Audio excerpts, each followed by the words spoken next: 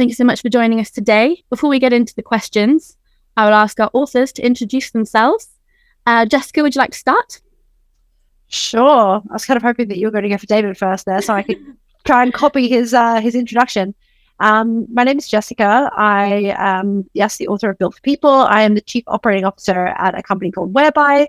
We are a video communications API business, so it's like a deep tech product.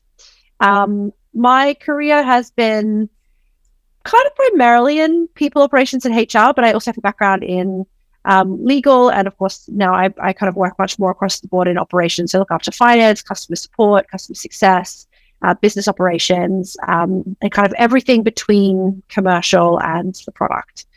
My kind of focus, the way I think about things, is I really love to analogize the employee experience in the way you kind of build your internal product, your internal company, as a product, a subscription product specifically that your employees buy into every month, and then either choose to cancel their subscription in the form of a resignation or maybe a mutual exit, or continue their subscription by remaining in your team.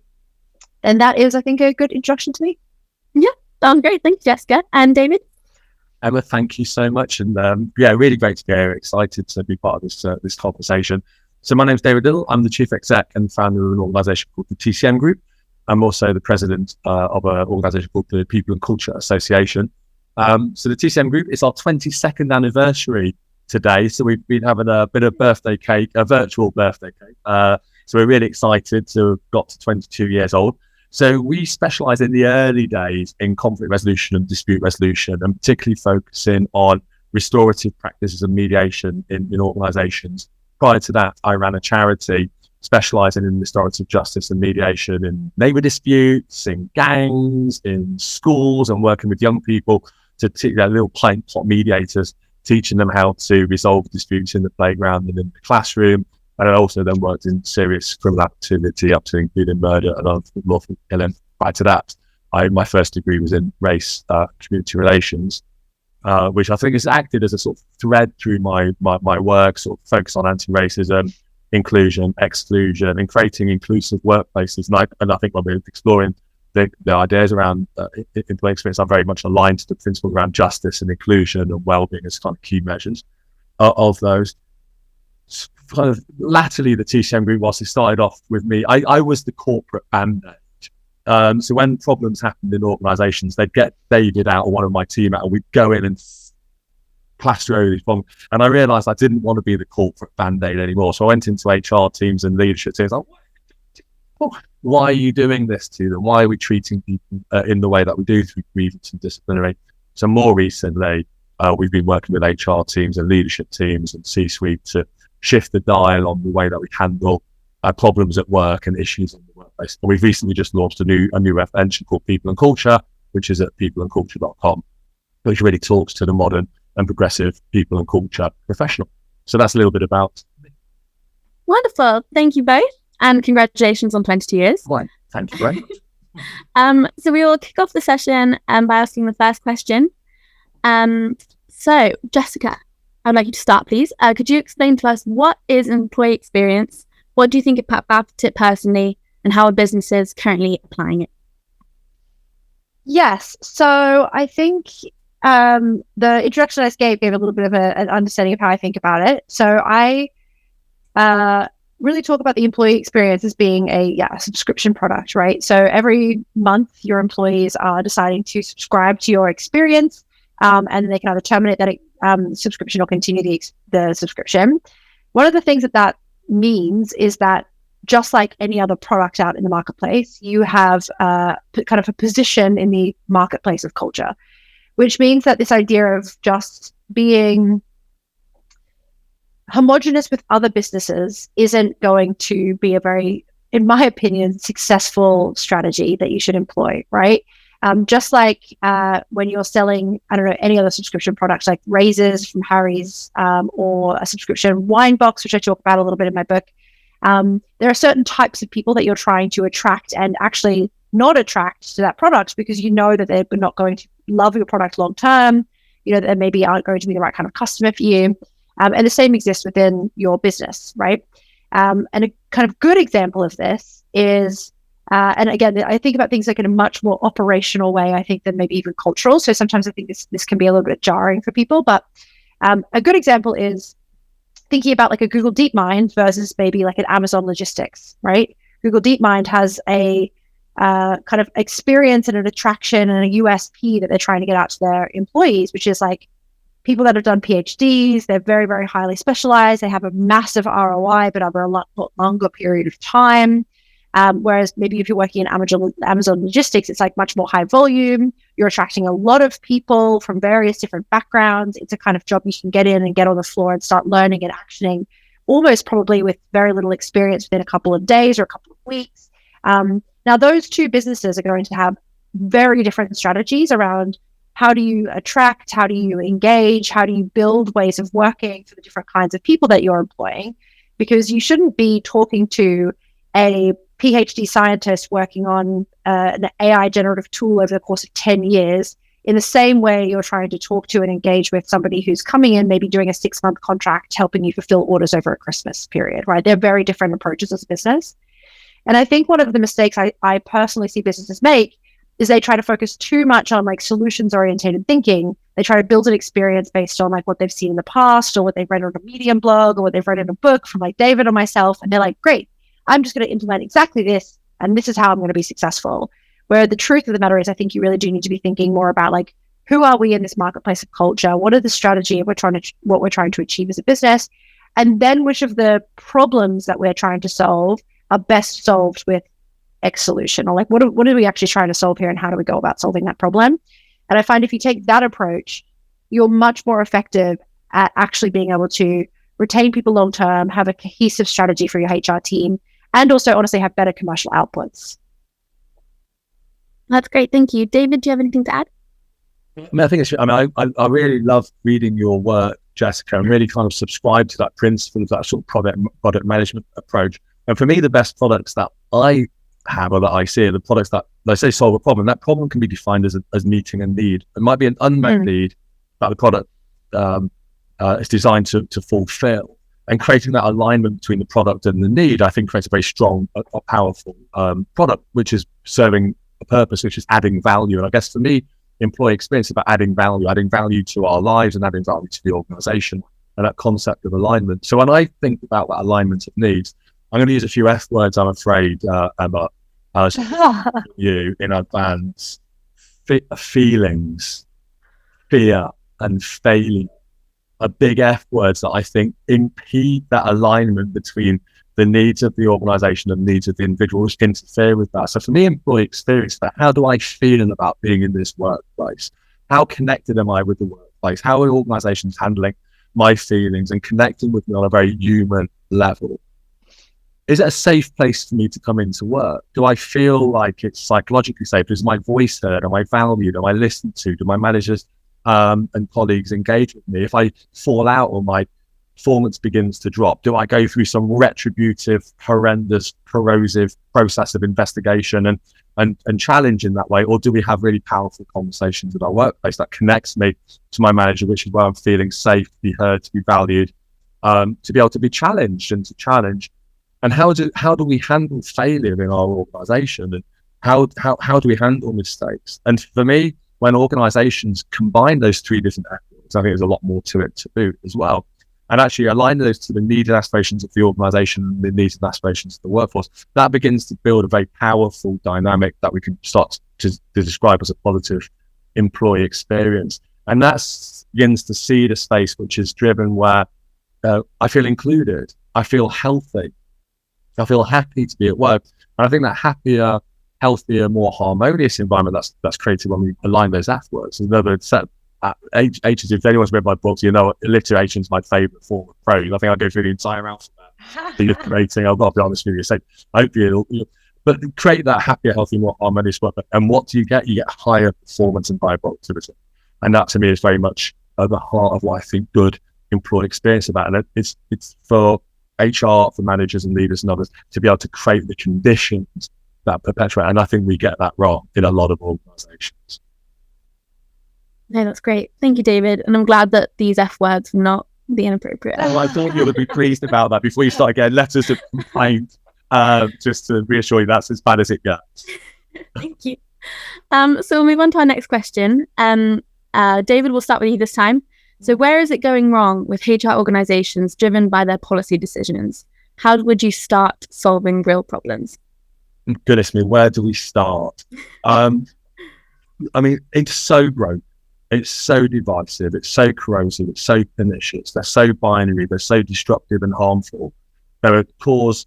They're the incubators of division and toxicity in our workplaces. And in some respects, many of the HR systems, which paradoxically are designed to solve problems, are in and of themselves the enablers and the drivers of division, harm and trauma in our organisation. So where do we start? I think I'm going to be honest with you, Emma. I start off with a shredding machine oftentimes. So I go into organisations and I look at, let's take the grievance, disciplinary and performance management procedures and look at that from a product perspective. I'll let Jessica talk about more, but does an organisation ever ask for the users of those products for their feedback at the end of those? And the answer is, I've never met an organisation that puts someone through a disciplinary procedure and then sends them out a survey questionnaire afterwards to say, how was the procedure for you? How did it go?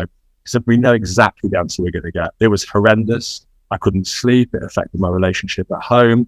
It affected the way I worked, the way I related to my colleagues. So the products that we use and the systems that we're using, the policy framework, creates enormous harm. So where would I start? I start off by asking some really powerful questions to organizations. Are these policies aligned to your purpose, values, and your vision? Do these policies help your people to be the best version of themselves and do the best work that they want? Or are these policies about mitigating the risk of an adverse outcome in a tribunal? And are they about protecting the employer or helping the organization to be the best version, to be of themselves and to protect relationships and connect with people? It's always about risk mitigation. So if we're developing a justice system, a set of policies and procedures about mitigating risk and causing so much harm, the question is what do we do with those? And the best answer is to destroy them and shred them. And in their place, create a rules-based system based on a set of policies, processes, and procedures, which helps our people to be the best version of themselves. How do we do that? Talking, listening, engaging, understanding, empathy, compassion, dialogue, openness, transparency, desire to understand the other perspective, building mutually acceptable outcomes based on needs, interests, and goals, rather than polemic, belligerence, and division. So if we can create an environment whereby we start to do that through our policies, processes, and procedures, then we can start to create a space for people to be able to shine and thrive. And we can have our cake and eat it. You can still do that and have accountability, compliance, and regulatory compliance built within those systems and processes that are designed for a better purpose. So where do I start is really getting to the very essence of what the policy is about and rewiring and reframing the policy from the bottom up. That's wonderful. Very insightful. Thank you. Jessica, do you have any other? Yeah, I think it's a really interesting answer as well, David. Like, obviously, you and I both have, it sounds like, some relationship with like the legal world, right? And I think that if you have some relationship with that, obviously, I think it sounds like we're quite different. I'm much more like the kind of contract law, labor law side of things, and you're much more on this mediation, justice side of things. But I think either way, what that really brings you is a really good understanding of like, personally, I think, you tell me if you think I'm wrong, right? But like, I think there is a lot of people that are very, very scared of compliance and legal risk because they don't fully understand that literally everything you do contains some element of legal risk. Even if you run by a perfect disciplinary process, but you treat somebody in a way that makes them feel really hurt, there's absolutely a risk that they're still going to find some reason to try and take you to tribunal.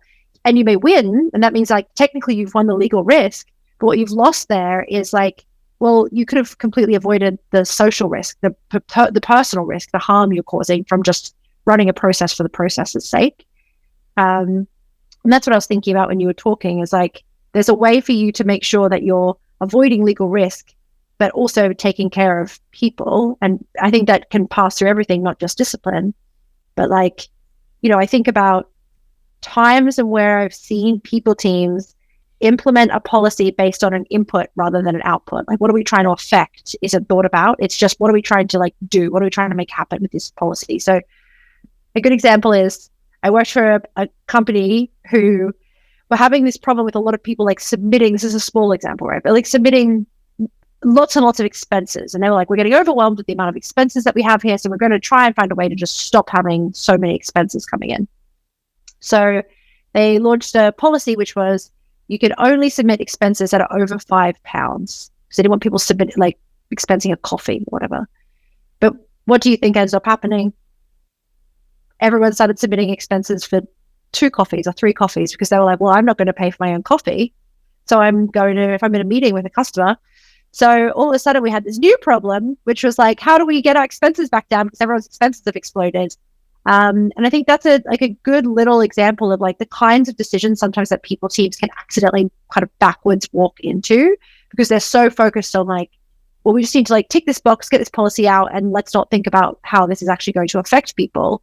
And you see that kind of thing happen kind of across the board, I think, in lots of places where it's not output orientated thinking. And so what are we trying to affect? How are people going to feel about this? How is this actually going to play out when it comes, like, what kind of behavior are we trying to encourage? Because I think when you start kind of softening the expectations you have around the amount of legal risk, and I'm not saying you should be taking lots of legal risks, right? But I'm saying like a good outcome shouldn't be, this is just perfectly compliant. That's not an effective policy because the only behavior that's encouraging is just ruthless compliance and not how do you make people feel? What kind of behaviors are we encouraging? What does this end up with us as a business? And I think the biggest risk, I would say, in any workforce is getting into an HR process. So the HR process itself is the risk. It's formed around a model of justice, which is about retribution. It's about 51% balance of probability in order to be able to identify and justify someone to blame, someone to shame, someone to punish, and then in the middle of all of that, it's not designed in, but the outcome is about creating trauma and harm. So we kind of, the HR systems create blame, shame, and punishment because that's what the system demands in order for it to function, 51% balance of probability in order to be able to identify culpability and blame. So the system itself is the risk. In order to be able to design out the risk, you need to redesign the system. And one of the redesigns of the system is to remove retribution. Retribution and retributive justice does not change behaviors. It never has, it never will, it never can. Yet we have retribution is bound to our systems in a way that's malignant and it's a canker that sits within our organizations. And we peddle it out, and HR peddle this out, day in, out, as though that is an accepted norm of delivering meaningful change and behavioral change and employee experience in the workplace. Yet it's the system that's the risk. So if we start to talk about giving managers the capability, the skills, the tools they need to be able to resolve issues, then they're able to resolve them at a local level. But they're fearful of doing so because the process will destroy them when it fails. That's one of my F words. So to design out risk out of the system, you can't design risk out of the system without fully redesigning the system, but removing retribution and putting in a more compassionate, restorative approach. And then we start to have this ability to deliver compliance, procedural justice and compliance, while still also protecting relationships and protecting the self-esteem and the psychological and emotional well-being of the parties. That's the cake and eat it system that I think many HR are starting to embrace, as I see it. Yeah, absolutely. I think also with that, like the expenses example, it seems like small fry, but some of those things is like very easy to understand, right? It's an easy example. It's another great example of like where what you're talking about here and like a much more kind of, I think, malignant version is really a lot of this just comes from like a total lack of trust. There is this like kind of serfdom like relationship between the administration of the business and then the people actually like administering the work. And I think if you start removing that expectation that your employees are going to damage your business if left unattended, basically, that thought process, I feel to me, is just so old-fashioned. One of the things we've done at Whereby is, we really thought about it like from an outcome base, right? Like we're a fully distributed business where people are all over the world working all different hours and they're trying to do their work fairly independently most of the time. And they're grown-ups, and that's one of the things like our USP is why one of the reasons we really stand out in the marketplace of culture is people are very autonomous and they have a lot of flexibility. But the double-edged sword of that means that sometimes they need to make decisions really independently and they may not have all the tools available to them. So one of the things that we said was, well, we're going to give every single person in our entire company a company credit card that always has £500 on it, always. Every month it refreshes. And if they bump into something, like they need to buy a stock image or they need to get a ticket to a train station to meet a colleague, They have all the tools available to them to do that. And we will only ever make a comment. Like we don't have an approval process. We only have a retrospective like warning process. And we don't hurt people or shame people. We will say like, hey, there's 2 Deliveroo meals on the Tuesday, probably a little excessive. I know you're having a big day, but next time just maybe ask. And we actually have had less abuse on that structure than I have ever had on an approval-based system. Because the assumption is that people aren't going to try and steal from you. And if people feel trusted and empowered, and your policy gives them that space to prove how trusted they should be, people almost always step up to that challenge. Almost always. And 99% of people do not come into work to do a public job. And actually, the word you've used there is so fundamentally important, trust. And I think when that sort of trust matches good communication, mutual respect, dignity and civility in our workplace, that begins to create the conditions whereby we can start to align our behaviours to the organisation's values and principles. And we can start to, I think, in the way you've described there, we don't need to have lots of rules and systems to police that. We can trust people, but you still have the ability to manage it when it goes wrong, oftentimes by a little bit of nudge, using some, I wish we could, that nudge of nudging people, saying, look, spotted you had a couple of meals, everything okay, hungry day. And actually, no, so I was working 12 hours that day. Okay, well, that's really interesting. Let's have that's a interesting to conversation learn. about why you were doing that. Let's talk about that. Rather than you've exceeded the limits, we're going to go and we're going to get internal audit to come in and investigate you. And whilst you're doing that, we'll probably suspend you from work at the moment. So I know it's kind of extreme. That's the opposite. It does happen. It does happen, absolutely. I see it happening, and the harm and the distress it causes. And it's like, I always have a brick by my desk. It's like you can never work without a good brick by your desk. I've always said that. But we have a lot of bricks in our organisations, and we can choose it. And when you throw this into the pond, the ripples of that investigation, they spread far further and far greater than you might think in terms of culture. You can build walls with this of division, or you can build bridges, which is exactly what I think is good employee experience, is building the bridges. But we choose how to use that brick.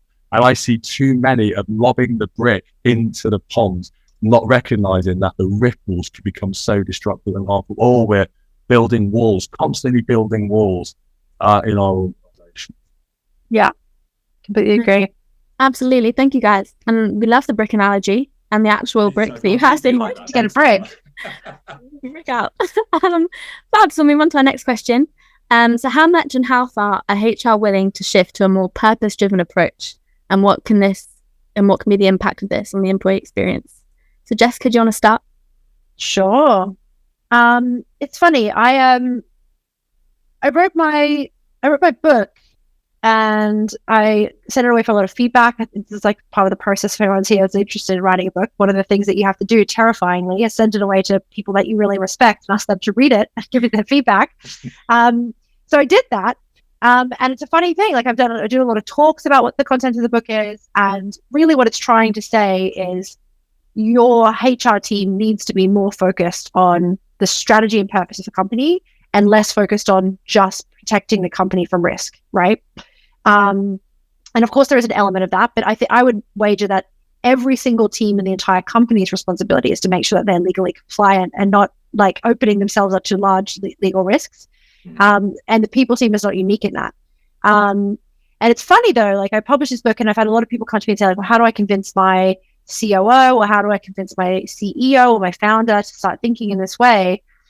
I have never had a founder or a CEO or a COO not understand that your people team should be more commercial and really focused on trying to make the most of the investment that they're making, right? Like COOs, founders, and executives, I'm sure, David, you know this as well, your headcount is like somewhere between 60 and 80% of your monthly recurrent costs, which means that every single month, it is undoubtedly the biggest investment your business will make. And if your company is making this ginormous investment every month, and they're also paying for a team to ostensibly look after like getting the most out of that investment and making that investment happy and fulfilled and have long-term ROI, then having the person that you've been trusted to do that come back to you and say, I want to really focus on getting that investment to be optimized absolutely and not just legally compliant, which is a minimum. Like imagine if your mortgage, or you invested a bunch of money into a hedge fund or into like an index fund, and your bank came to you and said, the only thing we're really focused on is just making sure that you're legally compliant, you'd be like, well, that's not what I have an index fund for. Like, I've got it for you to try and like maximize the investment. Of course, legally compliant, of course. And I think it's the same way with people teams, right? But it's funny, that people I have had massive pushback from is HR directors who come to me and say, well, I don't think that it works just to trust people like this. And I don't think it works for you to be doing user research with teams and asking them what they think about policies, because they aren't professionals at making policies. But I mean, everybody that you ask for user research isn't always an expert on making a product, but they're an expert on using a product. And that is the thing that I think HR teams really lose when they're so focused on just being an officer of compliance or an officer of protection, and not so much on being actually a highly commercial part of the business that is there to influence the success of the company overall. I mean, I completely agree with you, Jessica. I think you've made some really interesting and important points. I think, to me, the transactional and reactive model of HR, which is a model of yesteryear, renders HR increasingly irrelevant in the modern workplace. And I think over a period of time, it will render HR to be very much a mid-level clerical function with mid-level administrative rights. And I think the role and the relationship that HR have with systems and processes that have underpinned HR for the last 30 years ultimately will see the demise of HR in any meaningful form or shape. And I'm seeing that happening within HR departments. So lack of trust in HR, suspicion of HR, automation of HR processes, and a recognition, even within the HR community itself, that time is up for these old, stale, tired, dreary, broken systems. The question is then, can HR release its vice-like grip on retributive systems and processes and actually wake up and recognize the need to change? And I think many in HR are starting to do that. And the alignment of purpose, values, and people isn't just morally a nice thing to have. And you touched on it. I think Jessica made a really important point in terms of that strategic commercial success. Now, HR have been striving to be at the seat of the table, at the strategic table, for a great many years. The people function, as it starts to align people, purpose and values, isn't having a seat at the table. It becomes the table. It becomes the most strategically important function in our organization. And as we're redefining the value of the firm and thinking about the value and the output of the firm measured in shareholder value, but also with respect to stakeholder value and social value, and redefining the concept of organizational value, and seeing the role of HR, creating these high-performing, positive workplaces where people do feel happy, they do feel trusted, resolving issues constructively. That then creates significant discretionary effort. And I often go into organizations. I was at a large local authority recently talking to about 100 of their senior leaders. And someone stand went up and said, well, this is going to take ages, David. This is going to be like an oil tanker changing direction. And I said, that's absolute balderdash. That's not the case.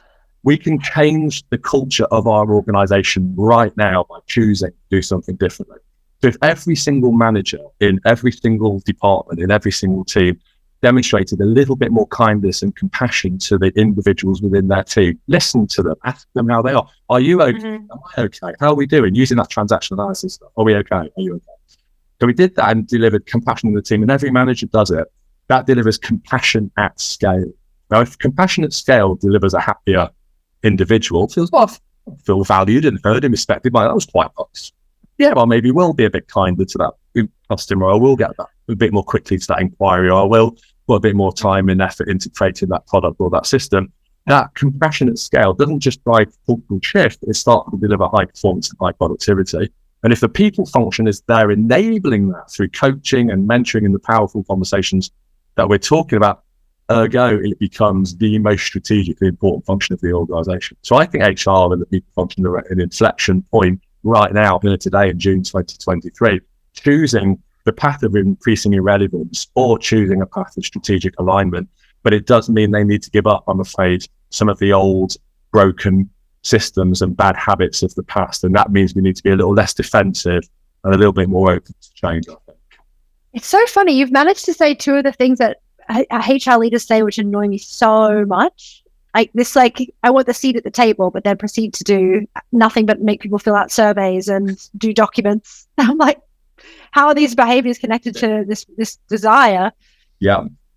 Go ahead.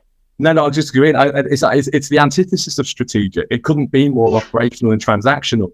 Yet you want to be at the table having that, and in some respects, then sell our souls to get to the table. And there's this constant subservience of the role that HR is playing at that sort of senior level. And I think again, there are some examples where that has worked, but my experience of it is we're almost selling ourselves short, or the people profession selling itself short in order together, and it feels perverse. Yeah. Driving for that when you can define your character as that most strategically important function. Yeah, I think there's probably like some systemic reasons why that exists as well, right? Like, I think for a very long time, HR teams have been both like kind of publicly and privately berated for being police. Like they're not helping themselves a lot of the time. Don't get me wrong, but they also they get a lot of flack. I think also people teams are increasingly pushed to deliver fully complete, perfect work at the end of this very long waterfall like production cycle. So like we're making a new performance process. The frequency at which I see massively over-engineered, hugely complicated, not user-friendly pieces of work because people seem just so scared of releasing something that's not perfect and covers all the boxes. And I think that comes from like an expectation of the business of like, well, we're investing so much money in you, and like, what are you doing here? You've got high expectations. And also people teams just aren't generally very trained in being more iterative. I think that kind of trap ends up getting people teams to be very, very scared of actually trying to go for the seat at the table that they so desperately want. And it makes them this kind of like begging for scraps of like strategy. And the other thing that you said, which I always hear HR teams say, which really frustrates me, is that our company particularly is too complicated or too slow to change. Like it's just us. Every other company in the world, you've been able to like initiate change in or see change. We're different because we're so complicated. Yeah. And it's like, no, you're not. There is no company in the world that is so complicated that it is completely unique in every aspect from other businesses. And I think you're bang on. Like, I think sometimes when you're in a business, especially when you're in a business for a long time, in a not particularly empowered role, and perhaps not getting so much strategy and you're spending a lot of time doing administrative work, it's very easy to presume that your company is somehow just so complex, so special that it could never change. And it's just not the truth. I couldn't agree more. And I think, picking up on those principles of dialogue, behavioral science nudge, which I think is such an important feature. I think where if HR were adopting those, positive psychology, there's a set of capabilities that I think people's profession could really lean into and start to draw from. Appreciative inquiry, focus on the positives. I used a bit of transactional analysis there, the okay corral, and making sure that you're okay, I'm okay. When we're doing performance management training for managers, helping them to redefine the way they handle performance. I'll often start a performance conversation when we're training managers around, because touch points for this is often around how we handle performance and give feedback. So a lot of my work in conflict resolution terms was coming through because of the way feedback was given to managing performance, which undermining the employee experience. So I'd often go into training room with managers and I say, look, let's have a performance conversation. Well, let's start off by giving the employee a jolly good listening to. And what we're going to do is I'm going to say to the employee, look, when let's have a performance conversation, as your manager, can you tell me how my performance could be better to help you do your job? And I said, no, David, you've missed the point. This is about the employee not performing. I need to tell them they're not performing. No, why don't we shift the whole dynamic and focus on how I receive feedback from you as an employee, gather that feedback about my performance, listen and respond non-defensively, accept that feedback, and then we can open another conversation about how we can work together to optimize your performance and do it collaboratively. And it just goes, I'd never thought about handling performance like that. We had this process, a performance improvement plan, an escalation procedure.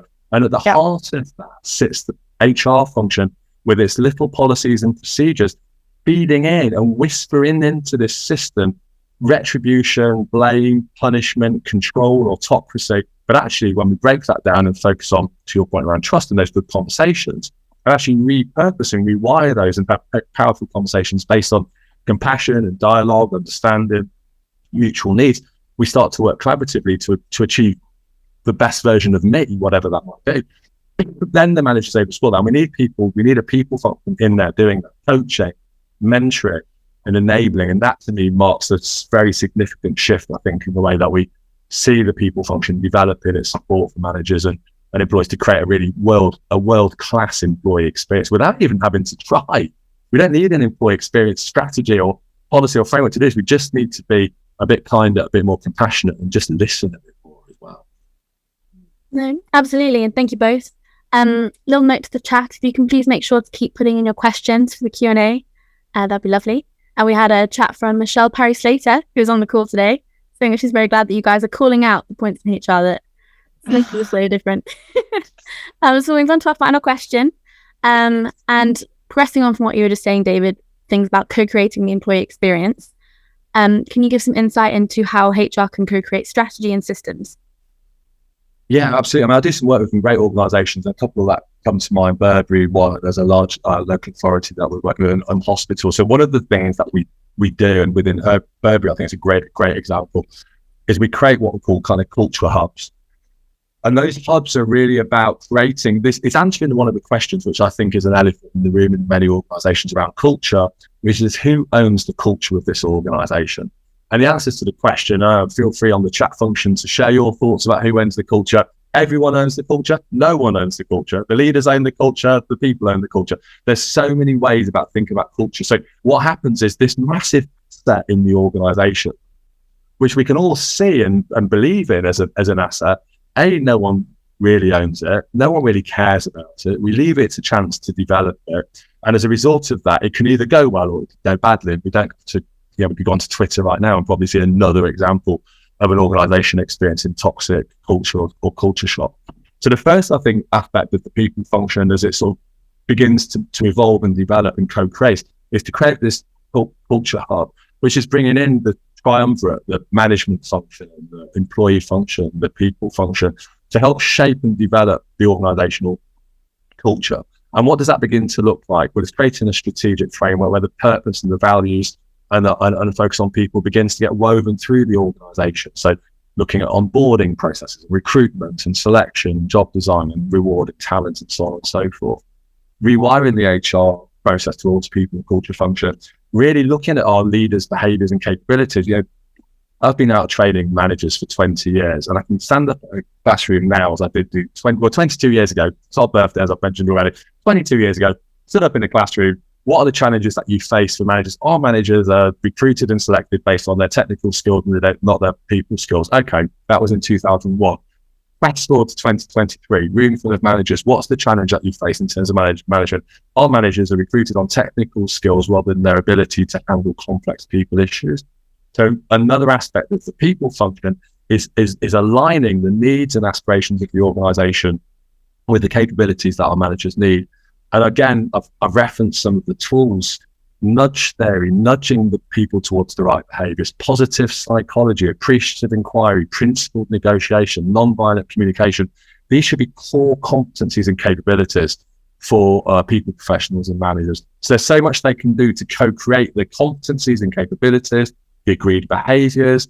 And then we don't need these rigid rules and policies, because you've now got a set of framework in place in the organisation, which is proactive and predictive. So the rules-based system to ensure compliance, as Jessica's right, we're talking about, is important. But now we can minimise the use of those to just pick up the 1.1% of the population where we do need to maybe take a more formal route. So it's really exciting, I think, to see that co-creation and that energy that comes from collaboration. And it really, just a final thought as well, is it re-centres the social contract in our workplaces.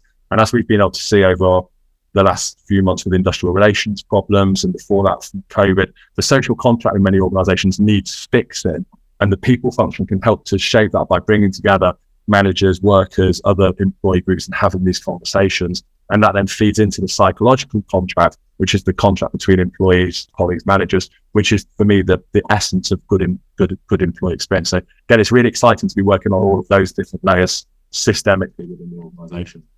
Absolutely. It's an exciting time. And do you have any comments about the use of user research, the role of HR in co-creation?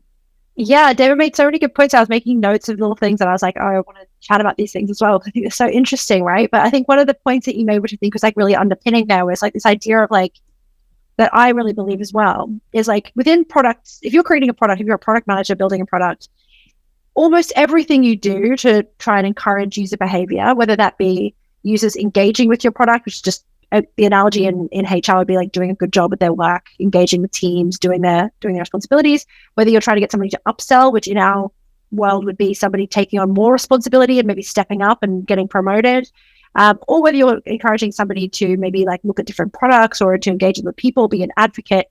Almost everything you do in product management is through positive behavioral shifts, right? You never slap people on the wrist if they don't do something. You're always encouraging people to do something. The only time that ever happens, and you would know this, is if you maybe buy a subscription to something and then you stop paying, you breach contract. And if you breach contract, then and only then the company will get in touch with you and say, well, there's going to be some kind of retributive discussion now because you need to pay your contract because that's the whole framework here.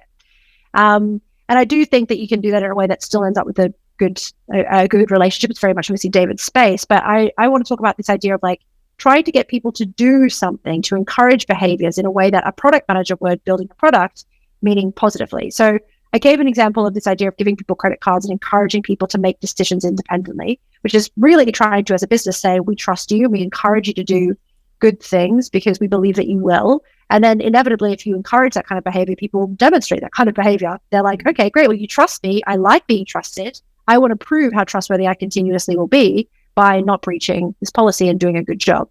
The other thing that I think is a good example of this is actually an example I had around holiday booking, which I feel like for so many HR people, it's like somehow this funny knot they have to unpick, right? People always want to go on holiday at the same time because it's summer and it's like a long weekend. People want to book holiday last minute because they've got a flight deal that came into their inbox, or people just like don't really think about it and they just book the holiday because they're like, oh yeah, I forgot. I booked a holiday a month ago. It's in 2 weeks. I want to have this time off, right? So the reaction to this kind of patchy resourcing issue that HR teams get kind of lumped with generally is this like slap the hand away example. So they're like, well, now we're going to implement a new policy. And if you don't book your holiday a month ahead, you cancel. We're not going to approve it. And then if you do end up taking holiday, we're going to start investigating you for disciplinary problems. What a horrible experience if you're an employee that just wants to like have a holiday, which you legally are entitled to do. You've got somebody policing you and telling you need to have it in the calendar. You might miss out on deals, whatever, right? So we had to think about it. We actually, as a business, we were like, well, we don't have a problem with some people taking short-term holiday. It's just we can't have everybody doing that. We need to have some kind of further look ahead. So how do we encourage people to make that? And we went and did a bunch of user research, which is what I guess we're talking about here, which is like trying to co-create with the team. So we sat down with people and we asked, like, if you book a flight, what is the next step? Like, how do you start going on to like getting permission for that? Like, what does it look like from a workflow perspective for you? How much extra work? Second thing is like, what's your process about going and booking holidays? What are you thinking about, like with your family? How many like different things do you have on happening at the same time? And we tried to identify what are the actual problems here that force people or encourage people to book holiday last minute or book holiday over the top of other people. And we realized that there was kind of three main things. One thing was people had to go onto this like outdated HR system and log holiday, which was kind of just out of their workflow. They very rarely did it. Maybe they only did it 5-6 times a year. So for them, they're like, oh, I'll do it next week when I'm on the system. So we were like, well, if we build a really easy way for you to be able to log holiday, maybe just on Slack or on like a text message or by like sending some kind of automated process, then it becomes really easy for you. The second you get a calendar event saying you've got some time off, it automatically books holiday for you, right? So we put it in a Slack bot that we built that automatically you can just book holiday by chatting to somebody and saying, I want to take holiday in June, these are the days, and it's like all done, all booked, sent for approval. The second thing we did was we started encouraging people to take holidays during down periods. One of the reasons people didn't take holiday in January is they just weren't thinking about it. They just got back from Christmas, so they're not thinking about it until May. So we started saying, well, what we'll do is we'll send a newsletter in January saying, look at all these amazing locations other people are going on a holiday to, and they're really cheap. Iceland is really cheap at the moment. If you're interested in going to Iceland, it's a cheap flight with Ryanair. And all of a sudden, people started thinking about it in September, in January. Maybe they weren't going on holiday in January, but they were certainly like being like, oh, that's actually a good tip. Maybe I should go and have a look at what summer flights are going to look like. And all of a sudden, people were starting to book earlier and earlier. And the final thing we did was really the ultimate kind of positive shift, was we said, if you book your holiday 6 months in advance and you take that holiday, we will give you a free night's accommodation on booking.com, wherever you want to go. And all of a sudden, people started being like, oh, well, I want a free night's accommodation on booking.com. So I'm going to take a nice long weekend and go to Portugal. So if I book my holiday 6 months in advance, that's basically a really cheap long weekend for me and my partner. And then people started booking the holiday and taking the holiday in a much more kind of predictable way. And we more or less eradicated all of those resourcing challenges, but nobody in our company, as you can hopefully tell there, had a bad experience through doing that. We didn't have to come and say, book your holiday a month in advance or you get in trouble. We said, book your holiday 6 months in advance, which is way better for us. And you get a really nice thing and we get a really nice thing. And everyone was happy. And yes, it took a little bit of extra time. And yes, it really took us really working with people and understanding the problem. But ultimately, the solution was better for literally everybody involved. Yeah, that's great. Thank you so much. And as we move into the final 10 minutes of the call, we'll go into our Q&A. We've had a flurry of questions come in from the chat, so thank you guys. If we don't manage to answer your question in this call, please do connect with Jessica and David on socials. They'd be more than happy to respond, I'm sure. But we'll start with our first question. So what if the person or team will not engage in the process at all? Are there any thoughts, Jessica, on how to encourage people to engage? If the person will not engage in the process at all? Do you know how to encourage this engagement? I guess it depends on like what the process is. Are we talking about the process of co-creation or the process of employee engagement, or the process of? Oh, I'm not sure. Do you have any insights on maybe encouraging engagement in regards to all processes? Yeah, I mean, probably the biggest tip for me is just like people will engage with things that they trust will be implemented or done. If we're talking about like co-creation, right, as the example here, I'm not sure if that came through during that discussion. I've often found people say, you know, I do a seminar on user research, right? How to put user research in HR. And inevitably will always get one or two people come up to me and say, well, we've tried this before. We send out this big long survey and no one gets back. And I'm like, well, okay, so how many times have you sent out the survey? Have you asked people, like, have you engaged with them around what questions you're asking the survey? Like, you're asking too many things. I'm a massive fan of user research. I hate surveys. If I see one more survey being sent out for the sake of sending out a survey, gosh. So I think that for me would be the tip, right? It's like the solution to everything is not just sending everyone a survey and then getting mad at them when they don't fill it out. The solution is not sending one survey one time, getting low response and saying this doesn't work, we're not going to ask people their opinion anymore. And the other thing I see, which is probably the most insidious, is when we asked the survey and everyone was really negative, and now we just don't want to do it ever again. And that obviously is, you know, a really backwards way of thinking, because if people are giving you negative feedback, it means they're hoping that you're going to do something about it, and that is your responsibility. And then the one that everyone always talks about, which is, of course, if you're asking people for their opinions, whether that be in user research interviews or in focus groups or in surveys or in any other form, the answer should be that, or the outcome of that should be something that you share with people, explain what you're going to be changing, and then make evidence that those changes are happening according to their feedback. And people don't always want, I think, David, you mentioned retributive justice or distributive fairness and procedural fairness in what you spoke about. People, in my experience, and I did some research on this when I was at law school, people care fairly evenly about procedural fairness and distributive fairness. They care. I think that HR teams make a mistake that like procedural fairness is the only thing people care about, that everyone gets treated exactly the same. But actually, people also care about the idea of like, well, there's a fair process that we consistently follow, but we also make sure that people aren't being negatively impacted by that consistent process. And we do try and make an effort to make sure that things are distributed in a fair and even way, regardless of which process they go through. So I do think people, when they're giving feedback, this is like a long point, so I'm sorry about this. People that give feedback, they don't always expect you to enact all of the feedback that they give. They just want to see that you've taken their feedback on board with everyone else's, weighed it up against the pros and cons of what's available, and then shared them an answer. That outcome, that distributive fairness of the way that their feedback was received, is just as important as hearing them, if that makes sense. Absolutely. That's great. Thank you. And I completely agree about surveys. Soon they'll be giving us surveys about our views on surveys. Oh. And it's your inbox now. Yeah. Okay, the next question is, what would be the first step for HR professionals to break free from the old school style of managing people and moving forward? David, do you want to give this question a go?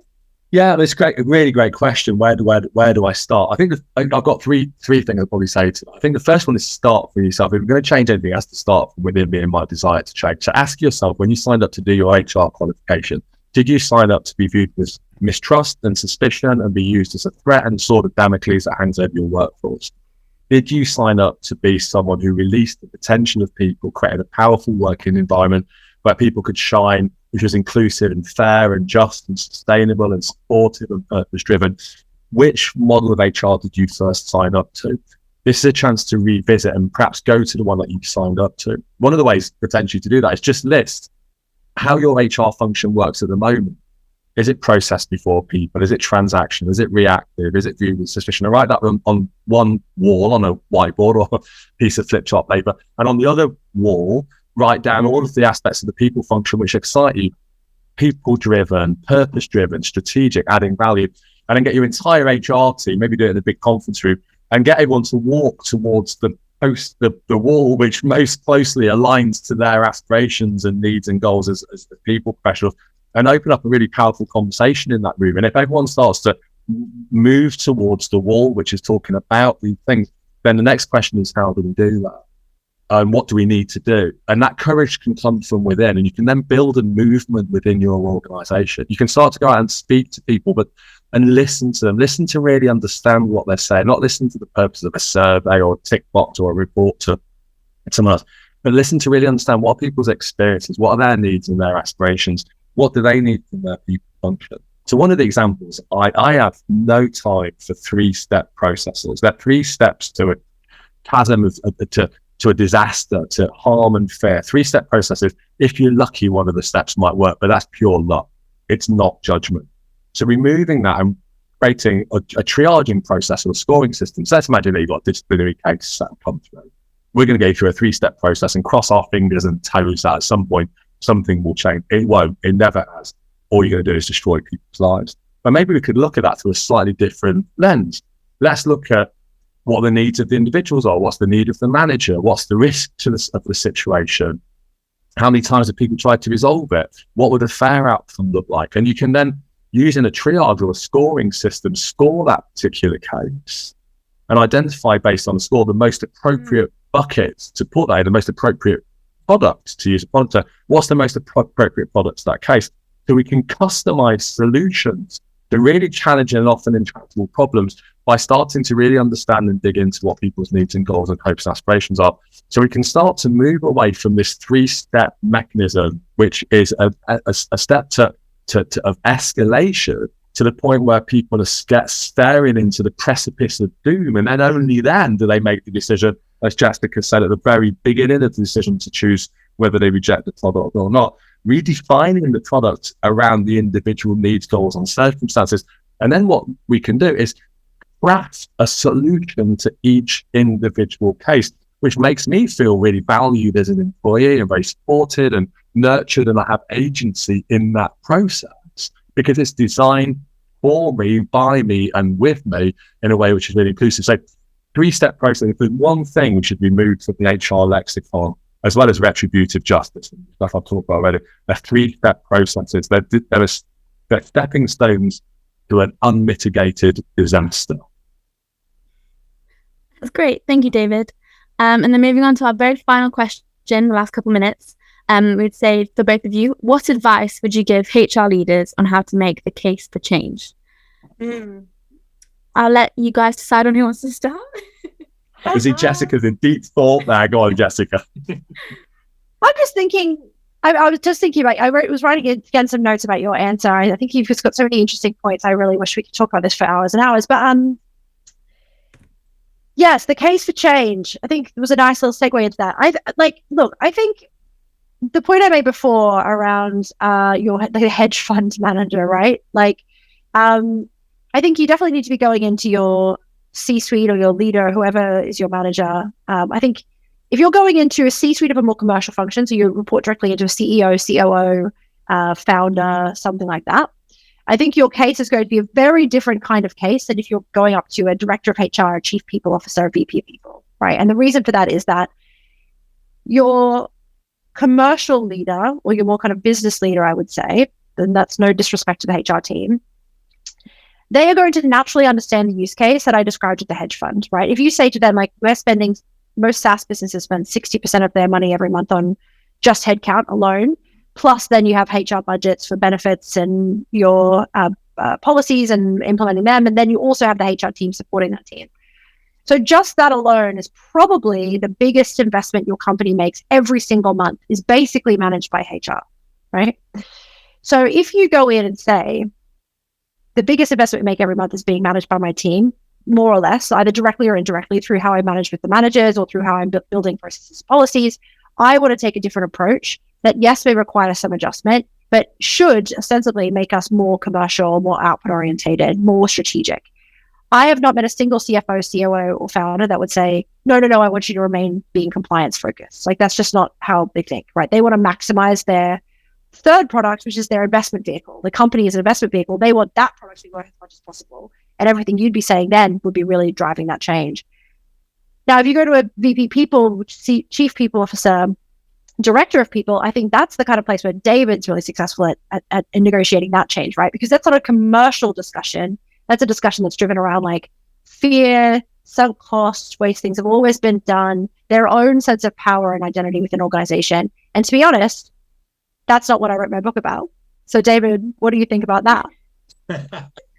I think you did it. Actually, I was really inspired by your book. It's a fantastic read, and I'd recommend it to anyone, Jessica. I really, really enjoyed it. I learned a lot from it as well, and stuff that's made me think more deeply about how we can work with HR too. So no, I thought it was brilliant. So thank you for that. And I think, I kind of subscribe to everything that you've said. I guess for me, when I speak to leaders and HR leaders and business leaders more widely, and ask them what are the most important attributes in their organization, the first thing they tell me is customers, the people, the investors, and so on and so forth. So the first thing I say is, like, look at the HR department, they have business partners. Like, well, what is the business? And the business of your people, the business of your customers. So one of the most divisive terms, as well as this three-step process, is the term business partner. So where to start is scrap that from the lexicon. People of the business, become people partners. And then go and start listening to people. What do you need from being part of this operation? How do we measure our success? What does good look like? Again, one of the reasons I launched, when I wrote Transformational Culture, I spent a lot of time developing the transformational culture model, because there was very little in the literature that actually defined what does good look like. And I wasn't trying to force my version of good. It was just to try and paint a picture of what good might look like. So what does good look like? How can we work together to achieve that? What's blocking it and impeding it? And that's one of the questions in terms of some of the data. And HR sits on an enormous amount of normative data that already exists within the organization. They could mine that data and draw it out. And the four areas I would strongly recommend focusing on that can be the driver of change: data about well-being and wellness, data around how engaged our people are at any one moment in time, and data around the inclusiveness of our workplace, and trust, which I think Jessica picked up on. And building data around those four metrics and those four data sets actually can then build a compelling strategic narrative for change. And actually, you can go to the board and say, actually, we can create an environment through our people function that can deliver against these four data sets.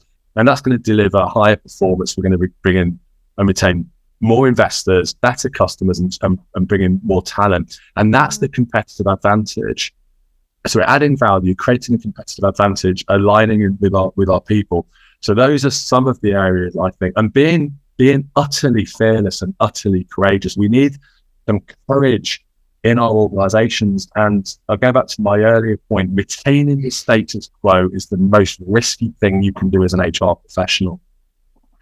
It's the biggest risk to you as an HR professional and to your organization.